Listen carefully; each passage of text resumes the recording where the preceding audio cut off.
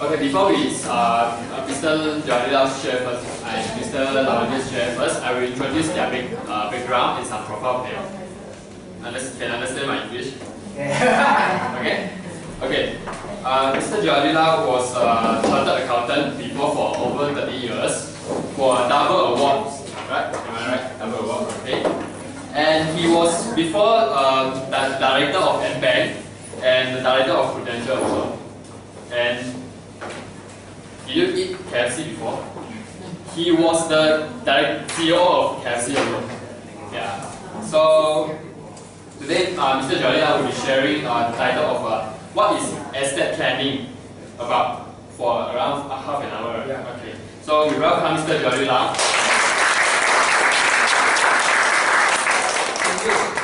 Good afternoon. Sorry, my Cantonese is not so good. Okay, it's okay. So I speak in English. Okay. Sure. Okay. I'll just give a short talk. What I'm going to talk about is what is this estate planning about? Okay, in a very simple terms, so that you understand what it is about. And then one gem will talk about the market and the potential and how you can tap it with what you're doing now. You are doing insurance, right? That's your main bread and butter. But you can enhance it through this estate planning. Okay. Now, let me just draw something here. Imagine you want to plant a tree. You put a seed in the ground. Okay, and then over time it becomes a small plant, and then by and by it becomes a. My drawing not so good, huh? Okay, a large tree, mature tree, and then eventually, right, it will produce fruits for you, right? Let's say it's a fruit tree. Okay. So this is how you grow a tree. You plant the seed, you water it, you nurture it, you put fertilizer and all that, and then by and by it produces fruits that you can enjoy. So if you look at the journey of life, it's like that, isn't it? Right? So you could say your seed is your education,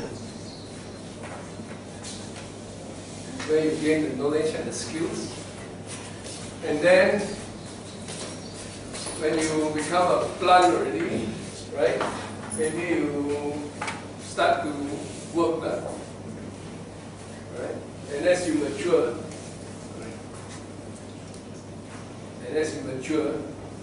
right, you start to save, right? Okay? And by, you get your returns. And hopefully you enjoy your returns when you retire. Okay? So, essentially, this is the journey of life. And if you look at your industry, the finance industry, basically in financial planning, you would have, when you are at this stage, you would be very concerned about protection. In fact, the protection is all throughout, correct? But at this stage, especially if you are a breadwinner and you have dependents who are depending on you, or you have young children and you are starting to pay off your mortgage, protection is the most important. And then you will have accumulation.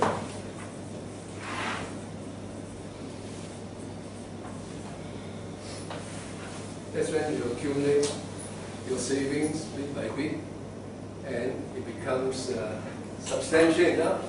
And over time, you may have diversification. Yeah?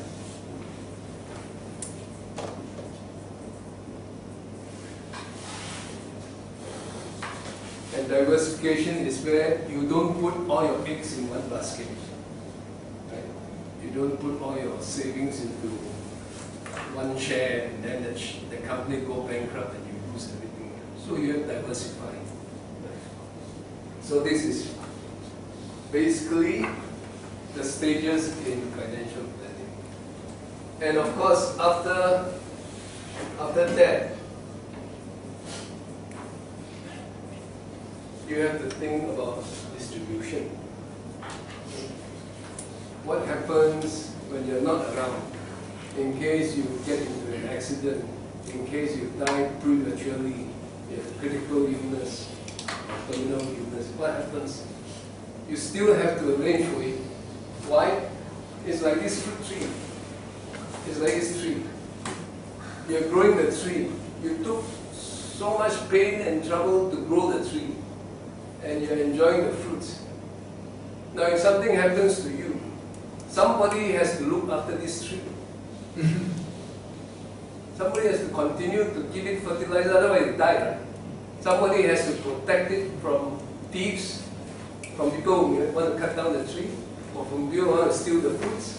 Those fruits are meant for your family. Right? Now, after you're gone, how are you going to do it? You can't jaga it. Somebody else has to do it. This is distribution. Essentially, this is estate planning.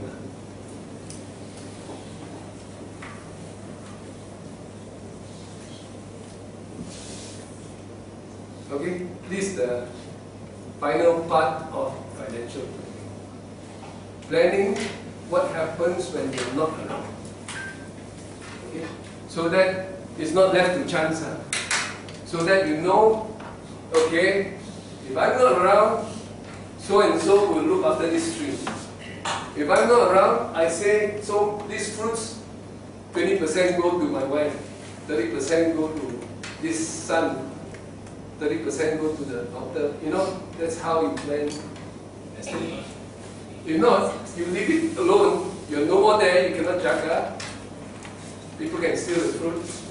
The children can fight among themselves. I have more fruit than you. How can you see? This is what it's about. Right? Now, if you look at the finance industry, you will find that everybody in the last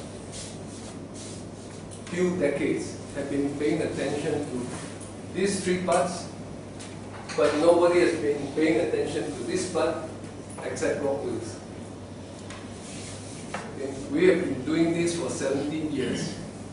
Now, of course, in the last 3 years, a lot of banks and others have come in to try and do this business, and then they have come in and then they have pulled back, like M-Bank, for example. They tried to do this, then they pulled back. And it's no secret that they have also announced that they have withdrawn from this business. So anyway, what I'm trying to say is, this part has been neglected by banks and financial institutions. And this part, distribution, estate planning, goes hand in hand with insurance, because it's all to do with protection. You see, insurance will protect you up to here. Maybe at the end stage, they will give you a sum of money to your family. But that's it. That's it. It doesn't go beyond that. Now, after that, who takes care of the fruit tree? Who takes care of what fruit to give to who? That part is not done by insurance, it's done by estate planning. So you see, insurance and estate planning go hand in hand. Okay? So when you meet a client, of course, a lot of clients, they come to this stage with me. But there are the clients with bigger estate who have got businesses and so on. They have a lot of problems that are not solved just by insurance alone. They have to go beyond this. Okay? Everybody clear about this? Yeah. You can ask me questions anytime. Okay, so that is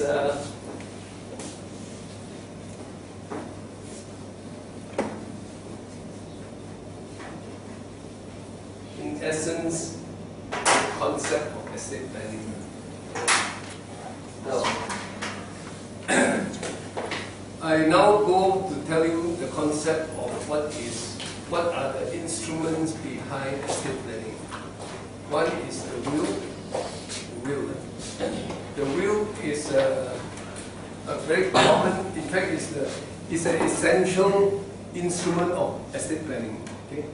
what is a will? You can look at the will as if it's a key. It's a master key. Okay? It's like a master key. You see, what happens is, if you die, right, and you have no will, then even your wife, your children, nobody can touch your assets. Let's say you have a property in your name. Okay? Without a will, right, you have to apply to court for a letter of administration. Why or let's say you have a bank account in your name and you die. You go to the bank account, can your wife go to the bank account and say, give me the money? Cannot, right? Because the bank will say, what authority? Oh, I'm the wife. So, you can't just go to the bank and take the money because it doesn't belong to you. See? So, you need a key. And that will is the master key to all your assets. See? So that's what a will is. So a will is a letter of instructions instructing appointing an executor and instructing the executor what to do when he dies, when the person dies. Okay? So he will instruct him on same music. Right? So the will is a letter of instruction instructing the executor.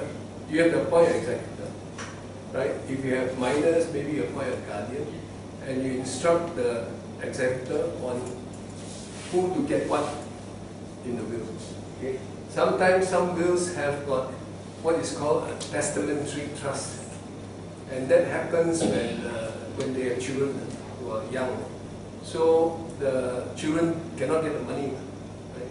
Because they're too young. So there's a testamentary trust that makes sure that they will get it only on a certain age and under certain conditions. And in the meantime, maybe they get a periodic allowance or something. Now, I'm not here to give you details. Technical things, you have to sign up with him and then detailed cost. But I just give you a concept so that you understand what, before this maybe you have no idea what it is. At least now you understand what it is. Okay, am I clear? What is a will? Yes, very clear. Alright. The next thing is a trust. Now this one is not so commonly heard. What is a trust? Okay. A trust is also a master key, but it may be given to you while you are alive, while the owner is alive. Okay? So basically, if this is the owner, right, he can give the key to this person, and this is a trustee who is supposed to hold this asset or take care of this asset for the benefit of a beneficiary. This is called a beneficiary. And this is called a settlor. The owner is called a settlor. Okay? Basically, he is passing the ownership to this person. Okay? So it could be a property, he transferred the title over to there, or it could be a share, so he signed over the transfer form. This person owns it legally, but not beneficial owner. The benefits, he has the legal responsibility as an owner, but he doesn't enjoy the benefits. The benefits are enjoyed by this person, beneficiary. This is called a trust arrangement. Why is it called a trust arrangement? Because you trust him, that's why it's called a trust arrangement. Okay? You trust him, so therefore you are giving him your asset to look after for the benefit of somebody else. Why do people do this? Because this may be a child, maybe autistic, maybe a senile old lady, right? May be handicapped, cannot do a lot of things by themselves. Somebody else has to do it for them. So this is why there's a trust. Okay? Alright, again, I can't go into details. I can spend 2 days talking about trust. But if you want to know more about that, you have to sign up. Now, so back to this this business that we have. It's actually a very interesting and very exciting business. It provides a lot of, it complements insurance and it provides a lot of answers to your client's problems. The only thing is, because it's new, a lot of your clients don't know their problem. They don't realize their problem. They don't realize their problem until you tell them what the problem is. And you have to learn how, if you want to go into this business, you have to learn how to identify it. Okay? For example, just one example. You probably have clients who are businessmen. Okay? Now, if let's say you have a client who's a businessman, he may be doing a business in partnership with a friend. 2 or 3 of them share together to build a business. And that's quite common, right?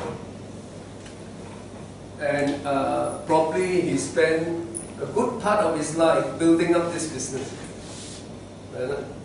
Okay, and let's say there are 3 of them. Each one maybe have 1/3 share, right? And maybe they build it up and they're making 1-2 million a year. Quite a decent business. What happens when he dies? His 33% share in the business is stuck. Okay? Because the other 2 have 67%. Right? They may or may not buy from the estate because they already have 67%. They may or may not buy from the estate. Now, if they don't buy from the estate, what can the estate do? What can the widow do? It's 33% in an unlisted company. It's not a listed company you can sell in the market. You can't sell in the market. You're going to sell to somebody else? Why would an outsider come and buy 33%? No control, nothing, just buy 33%. No, nobody will do that. See? So, a lot of people don't realize that is a problem. They happily they work together with the partners and all that, and then suddenly one day one of the partners get a heart attack. His family gets stuck with the shares. Now, when he's a businessman, he's spending most of his life building up this business. That is the biggest part of his assets. So let's say a person has got 10 million in assets. Maybe 8 million of that is the business. Do you think his insurance policy will be 10 million? No. Probably 1 million, 2 million, maybe. But the bulk of his asset will be in his business. Now, if that 8 million is stuck, what do you do? All his life he worked for it, and then he died of heart attack. His family don't enjoy it. You follow? So that is one of many problems like this. There are issues like this, like fighting among brothers and sisters and so on. But this is one of them. Okay? Now, when you are in this business of insurance, you'll be able to identify such things. And you can propose a solution that combines this. Okay? So, I shall now stop my talk and call on Wan Jen to talk about the potential of this. Yeah?